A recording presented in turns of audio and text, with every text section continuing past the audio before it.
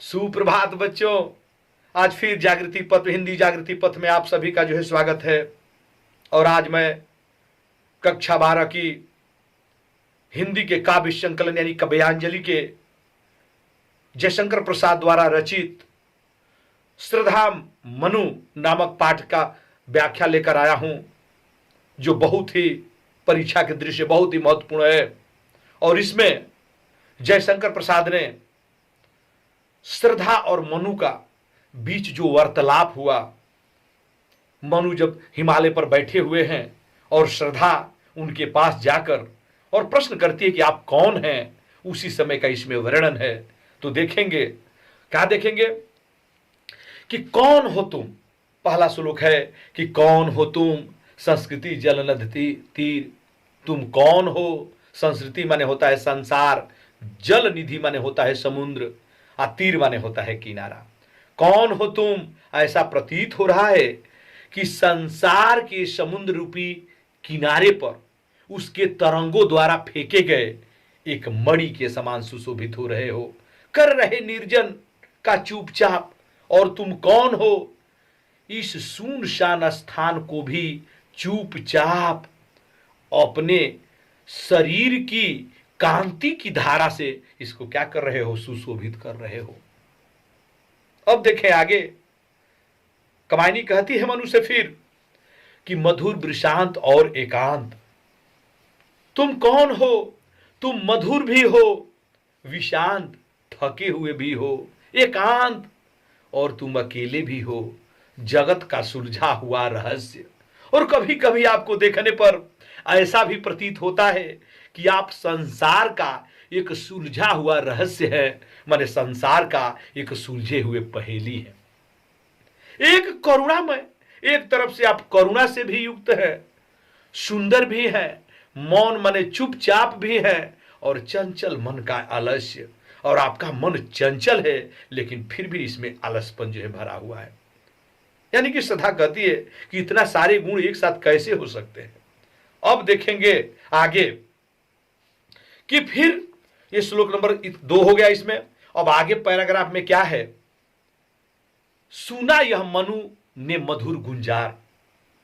जैसे ही मनु ने यह मधुर गुंजार माने मीठा, आ गुंजार माते गुंजन, गुंजन माने होता है आवाज।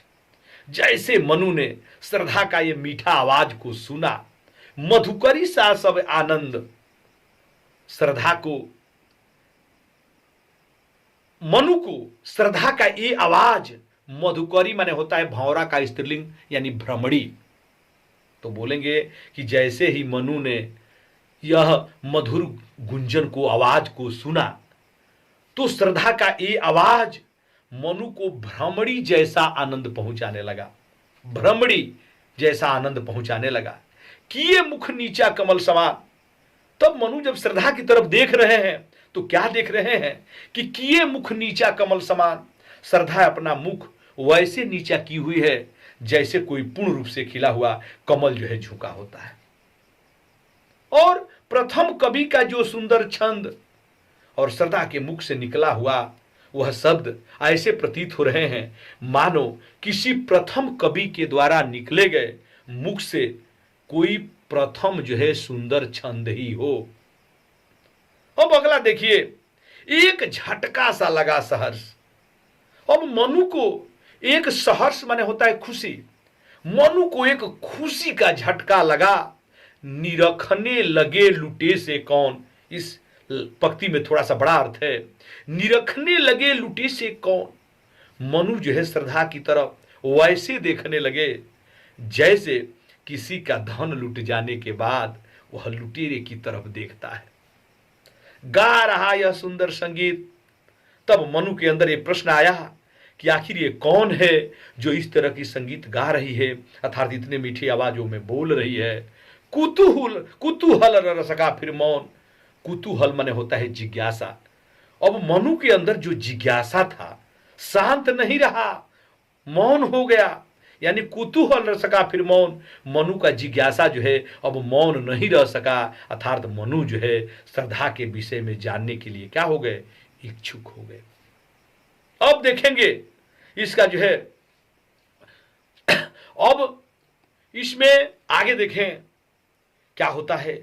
और देखा यह सुंदर दृश्य, मनु ने जैसे ही यह सुंदर नजारे को देखा, सुंदर दृश्य को देखा, नयन का इंद्रजाल अभिराम, नयन माने होता है आंख, इंद्रजाल माने होता है जादू, और अभिराम माने होता है आकर्षित। जैसे ही मनु ने यह सुंदर दृश्य को देखा, उसकी आंख जादू की तरह श्रद्धा की तरफ आकर्षित होने लगी।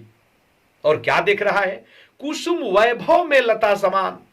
श्रद्धा जो है ऐसे प्रतीत हो रही थी मानो एक लता है, कुसुम वैभव, जिस पर अनेक प्रकार के वैभव माने ऐश्वर्य और वैभव रूपी कुसुम माने पुष्प लगे हुए हैं। और कभी कभी तो ऐसा प्रतीत हो रहा है कि चंद्रिका से लिपटा घनश्याम। श्रद्धा का शरीर ऐसे प्रतीत हो रही है मानो घनश्याम माने होता है बादल।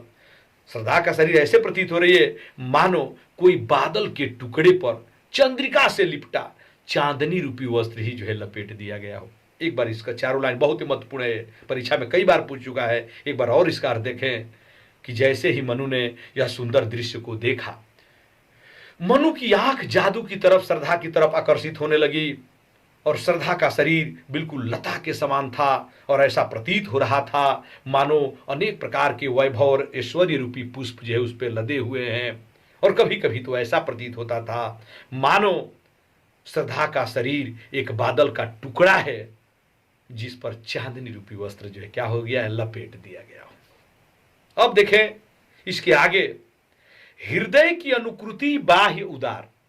हृदय की अनुकृति माने होता है नकल, बाह्य उदार माने बाहरी, उदारता का आवरण, एक लंबी काया माने शरीर, उन्मुक्त माने स्वच्छ और स्वतंत्र कह सकते हो। तो हम दूसरी लाइन से अर्थ शुरू करेंगे।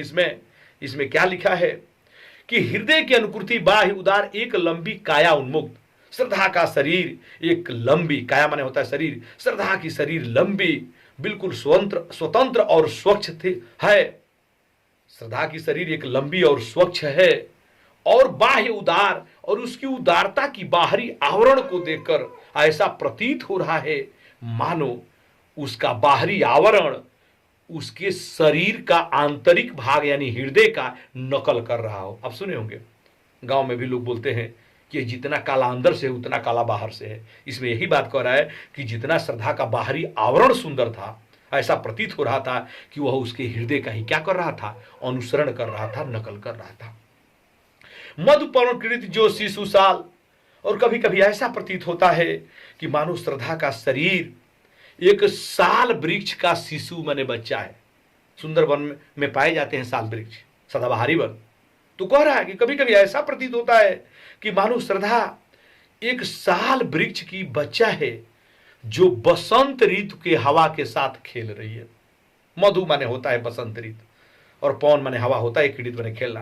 कभी कभी ऐसा प्रतीत होता है कि मानो श्रद्धा एक साल वृक्ष की बच्चा है जो बसंत ऋतु के हवा के साथ खेल रही है, सुशोभित हो सौरभ संयुक्त, और यही जो है सुगंध, सौरभ माने होता है सुगंध, और यही सुगंध जो है संयुक्त होकर चारों तरफ क्या हो रहा है, सुशोभित हो रहा है। तो बच्चों आज यह एक पार्ट जो है समाप्त हुआ श्रद्धा मनु का। अगर ये वीडियो अच्छी लगी हो तो आप लोग जरूर इस जो है हमारे YouTube चैनल हिंदी जागृति पथ को आप लोग अधिक से अधिक शेयर करें, इसको सब्सक्राइब करें, और बेल आइकन की घंटी बजाना न भूलें। अगर ऐसा नहीं होगा तो बताइए मेरे वीडियो का नोटिफिकेशन आपको कैसे मिलेगा। तो आप जरूर, एक बात और जरूर है, आप लोग हर एक वीडियो पर जितने लोग देख रहे हो जरूर वीडियो पर कमेंट करें।